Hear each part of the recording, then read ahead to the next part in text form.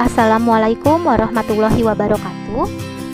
Pada video kali ini saya akan menyampaikan video praktek pembelajaran yang telah saya lakukan pada materi Sistem Organisasi Kehidupan kelas 7 semester ganjil di SMP Al-Muslim Tambun, Bekasi. Pada materi ini saya menggunakan model pembelajaran Discovery Learning. Berikut video pembelajaran beserta sintaks-sintaks pembelajaran yang saya gunakan selama pembelajaran mode daring. Pada kegiatan pendahuluan, guru menyapa siswa melalui Google Classroom, lalu memberikan link presensi dan meminta peserta didik untuk segera bergabung ke dalam Google Meet.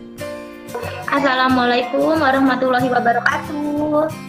Waalaikumsalam warahmatullahi wabarakatuh. Oke, gimana kabarnya hari ini, Nak?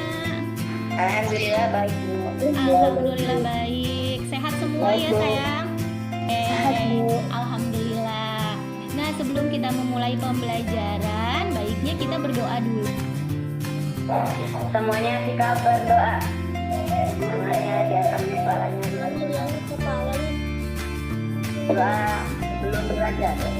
Ini kompetensi dasar dan IPK atau indikator pencapaian yang mau kita capai hari ini.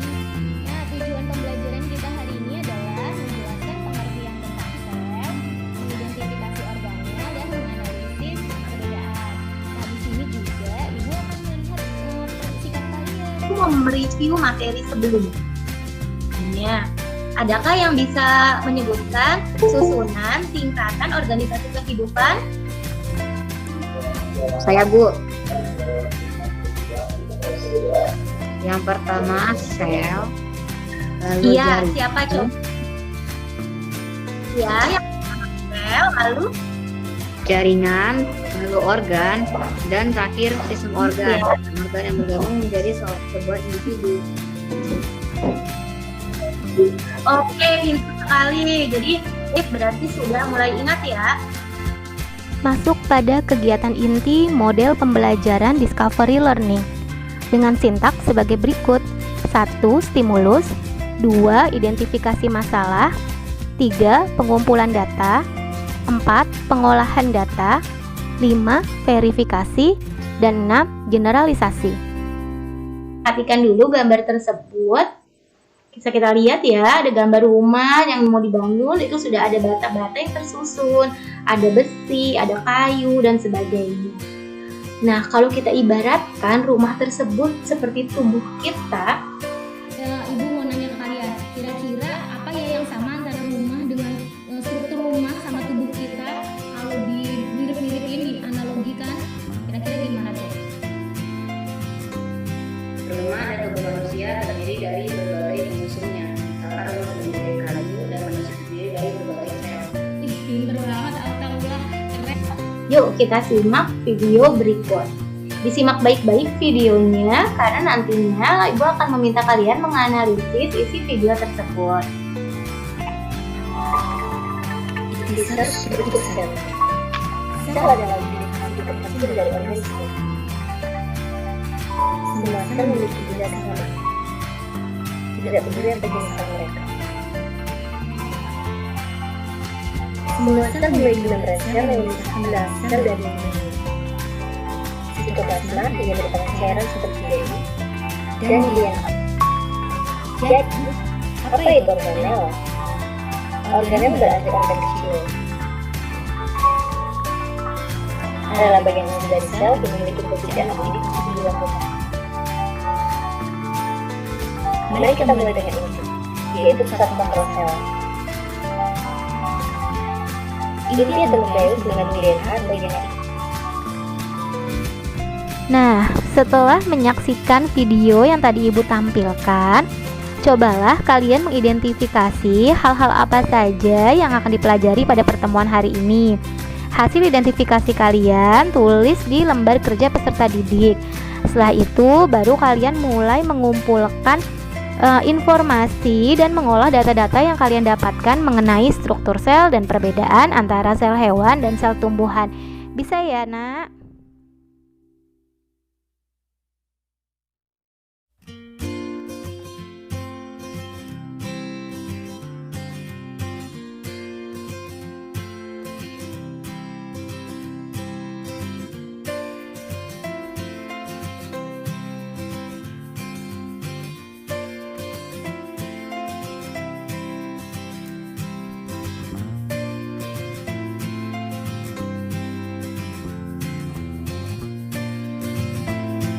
Pada pengumpulan data, peserta didik mengunduh LKPD dan mulai mencari informasi terkait materi dari sumber-sumber yang relevan.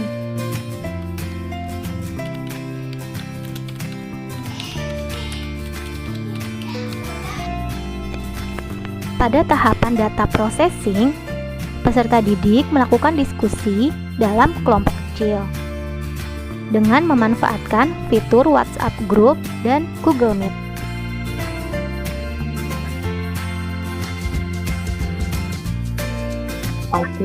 Waalaikumsalam warahmatullahi wabarakatuh. Nama saya Ataullahal Azam dari kelas 7 Umar akan mempresentasikan hasil kerja LKPD tentang sel. Berdasarkan video, saya telah mengetahui beberapa bagian-bagian dari sel. Pertama, membran sel yang berfungsi sebagai melindungi atau membungkus sel serta mengatur transportasi zat antar sel. Yang kedua adalah inti sel. Inti sel berfungsi untuk sebagai pengatur fungsi kerja sel. Saya juga telah mengetahui perbedaan antara sel hewan dan sel tumbuhan. Sel hewan memiliki lisosom dan sentriol secara berbentuk lingkaran atau tabrak. Sedangkan sel tumbuhan memiliki dinding sel, kloroplas, dan vakuola. Mengapa sel dikatakan sebagai unit struktural dan unit fungsional? Sel dikatakan struktural karena sel yang membentuk struktur makhluk hidup, sedangkan disebut sebagai fungsional karena mengatur tubuh sebuah individu atau organisme. Kesimpulannya, sel adalah struktur terkecil dari makhluk hidup. Sel terdiri dari membran sel, inti sel, sitoplasma, mitokondria, retikulum, endoplasma, ribosom, dan lainnya. Sel hewan sedikit berbeda dengan tumbuhan. Sel dikatakan sebagai unit struktural karena seluruh tubuh organisme tersusun atas sel. Sedangkan sel dikatakan sebagai unit fungsional karena satu sel dapat menjalani fungsi sel kehidupan seperti respirasi, pencernaan, maupun pewarisan sifat. Selanjutnya, kegiatan penutup terdiri dari beberapa kegiatan. 1. Guru memeriksa pengumpulan LKPD di Google Classroom.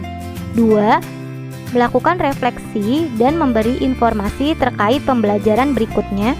3. Mengadakan kuis sebagai evaluasi pengetahuan. 4.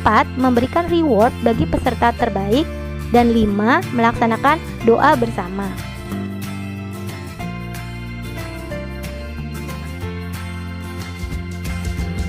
Setelah menyaksikan penjelasan dari Bu Ruli dan video yang telah diberikan, saya sudah mengerti materi yang telah diberikan.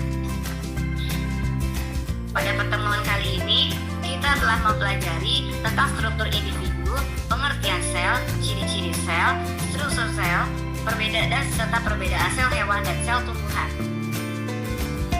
Sudah siap? Sudah, Bu. Nah, Ibu mulai ya, karena waktunya udah mepet. 1, siap-siap, 1, 2, 3. Oke, Ibu kasih reward untuk kelompok terbaik. Jadi kelompoknya Azam terbaik mampu memaparkan atau mempresentasikan materi hari ini. Selamat untuk kelompok Azam. Ini kita kasih upload.